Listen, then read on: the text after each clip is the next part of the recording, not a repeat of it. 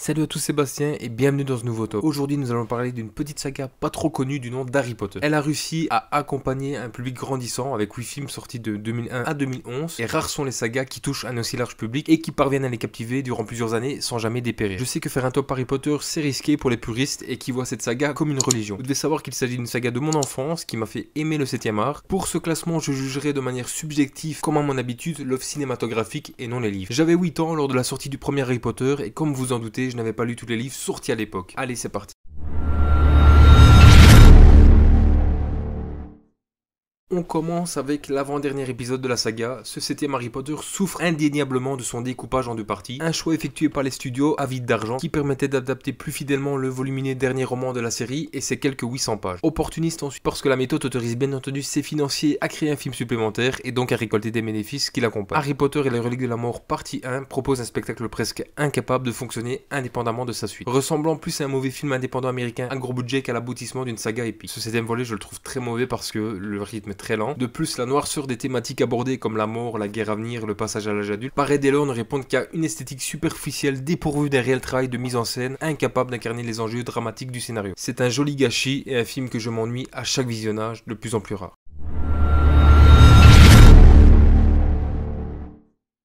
Première année pour Harry à Poudlard et première apparition sur grand écran du personnage culte créé par J.K. Rowling en 1997. Derrière la caméra, Chris Columbus qui matérialise un univers fantasmagorique unique en son genre et invente les jalons de l'une des plus grandes sagas cinématographiques jamais réalisées avec Star Wars et le Seigneur des Anneaux. De son introduction où Dumbledore subtilise les lumières des lampadaires d'un petit quartier anglais à l'intrusion d'un troll en pleine école en passant par un match de Quidditch virevoltant. Harry Potter à l'école des sorciers enchaîne les morceaux de bravoure enchanteurs sublimés par la partition d'anthologie de John Williams. Le tout au sein d'une histoire multigenre parfaitement homogène mêlant avec brio le fantastique, l'aventure, le film familial, l'horreur et le récit initiatique aux résonances mythologiques et l'héroïque fantasy. Mettre Harry Potter à l'école des sorciers aussi bas ne fait pas de lui un mauvais film, mais le film a légèrement vieilli, mais son introduction à l'univers reste excellent.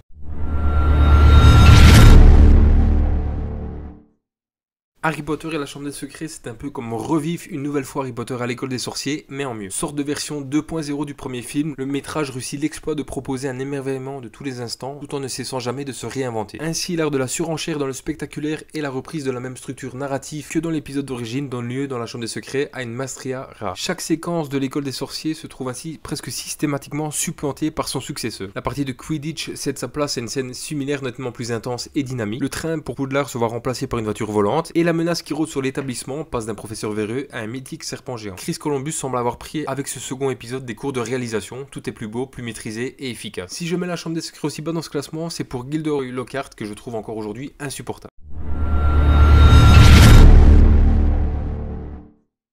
Harry Potter et les reliques de la mort partie 2 signe 10 ans après le premier épisode sorti au cinéma, l'arrêt de la saga consacrée au combat entre Harry Potter et Voldemort. Ce chapitre final rehausse quelque peu le niveau grâce à ses nombreuses séquences d'action aux effets spéciaux techniquement impressionnants. Dommage cependant que l'ensemble peine à impliquer émotionnellement, la faute à un trop grand nombre de personnages et au découpage du roman en deux films. Difficile en effet sans regarder la partie 1 et 2 d'une traite de se plonger pleinement dans un récit aussi dense qui évoque de fait trop souvent le découpage d'une série télévisée. Associé à une durée de vie de seulement 2h10, ce qui paraît bien court au vu du nombre spectaculaire des choses à raconter, ce 8ème Harry Potter se contente donc de proposer le minimum requis. Ce qui tout compte fait n'est déjà pas si mal. Même si le combat final peut paraître beaucoup moins épique que dans d'autres sagas, ce n'est pas sans émotion que le film met fin à celle-ci. Ce film est dans la moyenne et donc dans le milieu du classement.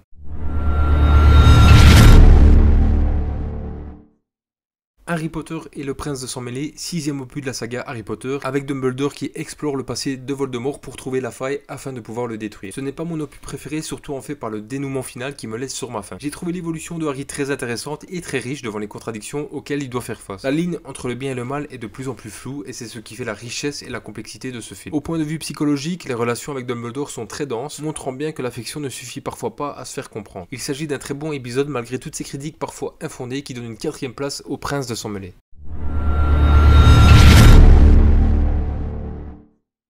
Harry Potter et la Coupe de Feu, 4ème volet de la saga Harry Potter. Et pour sa 4ème année à Poudlard, Harry est contraint malgré lui de participer au tournoi des Trois Sorciers, une compétition internationale de magie qui réunit 3 écoles de magie. Ce 4ème opus est l'un de mes préférés qui aura marqué ma génération. L'histoire est très prenante avec beaucoup de suspense, de grands décors, de nouveaux personnages, des effets spéciaux très réussis. Les jeux du tournoi sont très originaux et le dernier dans le labyrinthe est génial. On s'évade réellement avec ce Harry Potter dont la fin est une grosse surprise et permet de bien lancer un nouveau cap de la saga qui sera basé plus sur le combat entre Harry et Voldemort. J'ai longtemps considérer La Coupe de Feu comme étant le meilleur Harry Potter pour son côté plus fun et l'histoire d'ado plus présente dans cet opus. J'avais le même âge que les protagonistes lors de la sortie au cinéma, ça a dû jouer sur mon choix. La Coupe de Feu innovait beaucoup à l'époque et c'est l'épisode que je regarde encore le plus aujourd'hui parce que je le trouve excellent. 3e place pour La Coupe de Feu.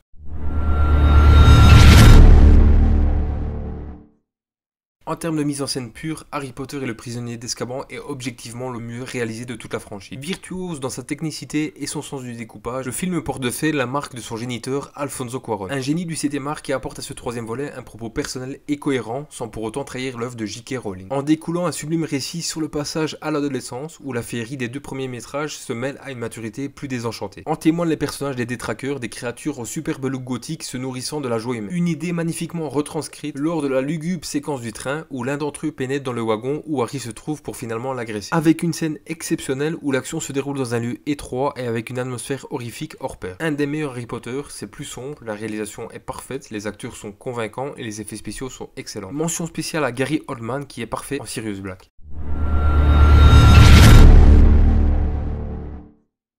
Harry Potter et l'Ordre du Phénix, 5e volet de la saga, nous raconte comment le monde des sorciers va réagir à l'annonce du retour de Voldemort. Le ministère de la magie mené par Cornelius Fudge refuse d'y croire et fait tout pour persuader la population que Dumbledore et Harry Potter mentent dans le but de s'emparer du ministère. Il s'agit clairement de l'un des épisodes les plus carrés et maîtrisés de la saga. Premier film de la saga signé David Yates, qui est passionné ou séquestré par le studio parce qu'il a réalisé les 3 suivants et continue avec les animaux fantastiques. Harry Potter et l'Ordre du Phénix s'impose comme une super production visuellement spectaculaire qui laisse enfin un peu les sorciers utiliser la magie. Le film me donne la sensation que l'univers s'élargit enfin, sort des sentiers battus de Poudlard, assume enfin sa fantaisie et ouvre de nouvelles portes en termes de décor et d'ambiance. Par ailleurs, c'est encore une étape dans le virage plus sombre de la saga, avec la mort d'un personnage central et un aperçu des enjeux à venir. Ce film est à mes yeux parfait, il allie parfaitement le côté sombre des événements futurs avec un humour décalé. Les personnages secondaires sont aussi exceptionnels. Sirius Black qui est l'un des meilleurs personnages de la saga et de Dolores Umbridge qui joue son rôle de directrice détestable à la perfection. Ce film a également droit au meilleur combat de la saga entre Voldemort et Dumbledore. Tout est réuni pour passer un excellent moment. Pour moi, l'Ordre du Phénix est le meilleur film de la saga Harry Potter. Voilà les amis, c'est sur ça que se termine la vidéo. N'hésitez pas à me dire vos tops et pourquoi vous les préférez. N'hésitez pas à liker, partager et vous abonner. Et je vous dis à la prochaine pour de nouvelles vidéos. Salut à tous.